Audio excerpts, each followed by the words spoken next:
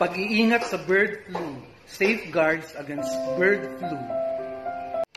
May bird flu virus na natuklasan sa mga gatas baka sa mga pamilihan sa Estados Unidos o Amerika at may isang taga-Texas na Amerikano ang nagkasakit bird flu. Paborito pa naman nating Pinoy ang balot, penoy, itlog na maalat, 1 day old, syempre pati kwek-kwek. Tapsilog, manok silog, silog meals, halo-halong maraming gatas at leche flan, palabok, inasal,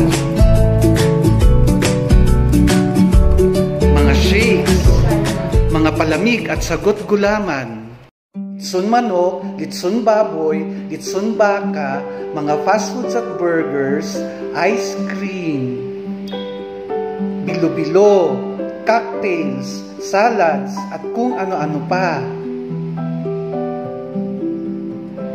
Red Sunset, Baguio City, Philippines. Lalo pat El Nino ngayong tag-araw. Paano na? Dahil kumakalat ang bird flu sa dumi at hangin, nanganganib ang halos lahat na paborito nating pagkain, fast foods at street foods. Ano-ano ang mga pwede nating gawin upang makaiwas at hindi magkasakit, lalo na ng bird flu? Namamatay ang bird flu virus at bakterya sa pagpapakulo o sterilization kahit gamit ay pasingawan, steamer o double boiler. Kaya ligtas ang pasteurized, sterilized o pinakulong gatas, hard-boiled eggs, at nalutong maigi na pagkain tulad ng tinola, fried chicken, at iba pa. Sakali man, ihalili ang gata ng niyog. Sa halip na gatas baka.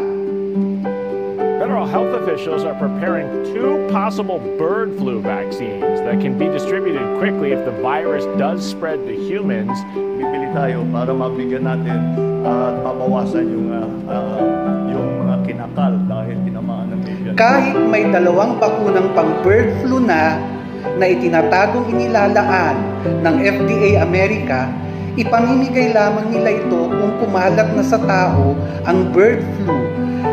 Kaya iwasan muna ang mga ibon at hayop na gala.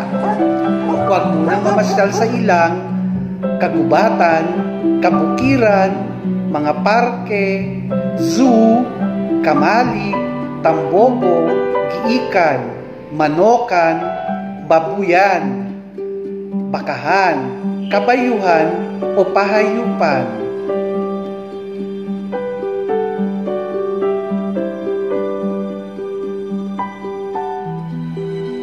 Laging maghugas, mag-alcohol o sanitizer at mag-face mask.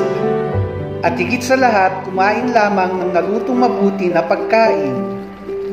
Sumangguni sa doktor kung kinakailangan.